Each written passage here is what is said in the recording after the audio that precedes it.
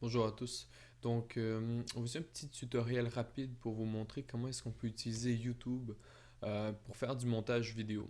C'est-à-dire, traditionnellement, quand on fait du montage vidéo, on doit utiliser des logiciels de montage professionnels ou semi-professionnels. Ça va de iMovie à Movie Maker à Premiere, Final Cut, etc.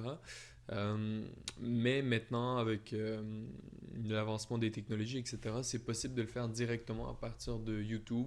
Il y a d'autres sites internet qui le proposent aussi. On va utiliser dans ce cas-ci YouTube. Je vous invite quand même à chercher. Il y a quand même quelques sites internet qui offrent le service de le faire en ligne. YouTube, l'avantage, c'est juste que c'est très commun. Beaucoup de personnes utilisent déjà le service. Donc, c'est pas trop compliqué à s'adapter. Donc, la première chose qu'il faut faire, c'est aller naturellement sur YouTube. Euh, donc, il faut bien sûr avoir un compte. Pour avoir un compte, si vous avez déjà Gmail, si vous avez déjà utilisé Google Documents ou bien sûr YouTube ou tous les services de Google, YouTube, je le rappelle, fait partie de Google. Donc, vous avez un compte YouTube, il suffit juste de vous connecter. Ça, c'est le mien dans ce cas-ci. Et première étape, en fait, c'est mettre vos vidéos sur votre compte privé. Donc, comment on fait ça? Eh bien, on clique sur Upload ici. Et là, je peux tout simplement prendre mes fichiers vidéo. Donc, exemple, mes fichiers vidéo. Il y a beaucoup de formats en général pour le trouver si vous le filmez sur un téléphone cellulaire, etc. Il faut juste le brancher ensuite sur l'ordinateur et de transférer les vidéos. C'est le même principe que quand on transfère les photos. C'est juste qu'à côté des photos, vous allez voir des fichiers vidéo. C'est soit le fichier MPEG. L'autre extension qui est souvent utilisée, c'est MP4. MP4, c'est le format le plus utilisé. C'est le format que YouTube utilise directement. Les lecteurs Blu-ray utilisent le même format.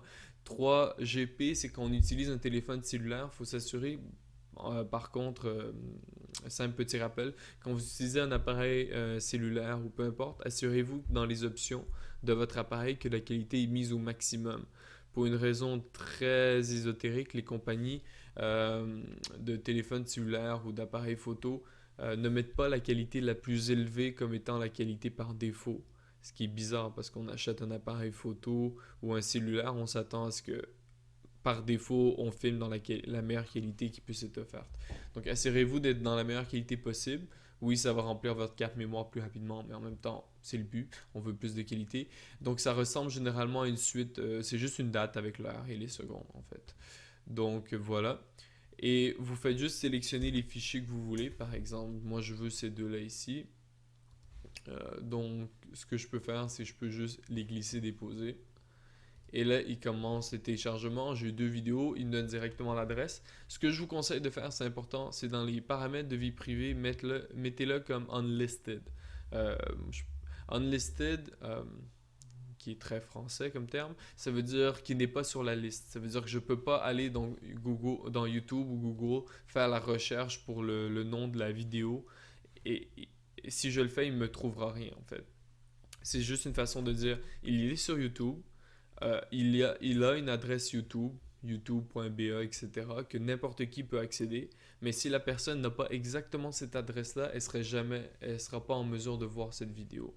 Donc, il faut juste le sélectionner pour les deux vidéos que vous faites. Sinon, vous voulez pas que, en fait, qu'elle aille par défaut, l'option c'est public. Vous voulez pas que par défaut, dès que vous mettez des vidéos en ligne sur YouTube, il se retrouve publiquement accessible, en fait. Voilà. C'est le principe. Donc, ensuite, la seconde chose à faire, une fois que c'est fini, euh, moi je vais annuler ici parce que tout simplement je l'ai déjà fait d'avance, mais on peut deviner le processus, comment on le fait. Je peux aller dans mon vidéo manager ici et je peux voir les vidéos que j'ai déjà, disons celle-là ici. Euh, ensuite, pour monter une vidéo, pardon, ce qu'il faut faire, je me souviens plus où exactement c'est où dans le menu, je vais juste écrire editor, donc l'éditeur en ligne, youtube.com/editor, bon, c'était pas difficile. Euh, donc, par défaut, désolé si ma fenêtre est un peu petite, euh, donc tout est un peu écrasé, mais le principe est très simple. Ici, j'ai mes vidéos, d'accord, attendez un peu, je vais voir si je vais juste juste le monter un peu plus haut. Voilà. Ok. Donc par défaut, ici j'ai mes vidéos que je peux glisser. Donc je l'ai déjà fait pour certains. Je peux les fermer. Donc je vais vous donner un exemple à partir de 0 peut-être. Donc disons que je dis je veux cette vidéo-là ici. Et elle dure 18 secondes. Moi, je veux la couper en deux parce que vers le milieu, ce qui est dit, c'est ça m'intéresse moins, par exemple. Donc, je peux cliquer sur l'option split, dire ben, à peu près à cet endroit-là, je veux le couper. Bien sûr, c'est comme une fenêtre YouTube, on peut faire jouer. Donc, ils viennent me faire deux clips pour une durée totale de 18 secondes. Et regardez, je peux mettre aussi au début ici. euh, et en fait, pour chaque vidéo, j'ai l'option de la raccourcir. Attendez un peu. Quand je sélectionne sur une vidéo, vous voyez les deux grosses palettes à gauche. Si je me mets ici, ça me permet de raccourcir l'extrait. Donc, ce qu'il faut faire, c'est simple. En général, si vous mettez une vidéo, vous l'écoutez tout simplement. Vous dites, ah, ici, il y a une seconde de trop. Et là, vous pouvez le couper. C'est coupé un peu trop sec, je peux revenir en arrière, etc. Donc, je peux aussi mettre des vidéos entre. Je peux changer leur longueur, rajouter des effets de transition. Euh, Ça, c'est des vidéos publiquement accessibles, on n'en a pas de besoin. On peut mettre des photos, on peut mettre de la musique. Le répertoire est assez large. C'est tout de la musique libre de droit. On peut mettre des effets. Et je vous rappelle qu'il y a une loi qui vous empêche de faire des transitions en étoile. C'est tellement pas beau. C'est vraiment contre la loi.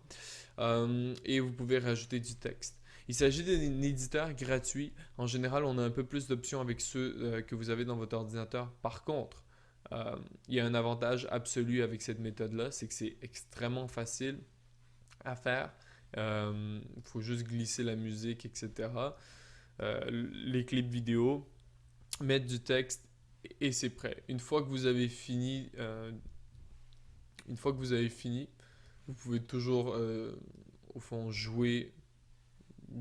Premièrement, faites juste jouer une dernière fois votre vidéo pour s'assurer que tout est bon. Ajustez vos volumes parce que vous voulez pas que la musique prenne trop d'importance si vous avez de la musique. Et ensuite, ce que vous faites, ben, vous lui donnez un nom de projet. Donc, ma vidéo, disons, avec un A bien sûr, publier. Une fois que vous cliquez sur publier, en fait, est-ce que je l'ai fait? Voilà. Il calcule la vidéo, en fait. Il est en train de générer une vidéo à partir de rien. Vous pouvez changer la description et bien sûr, une fois que c'est fait, vous pouvez partager le lien. Donc voilà en général comment on fait.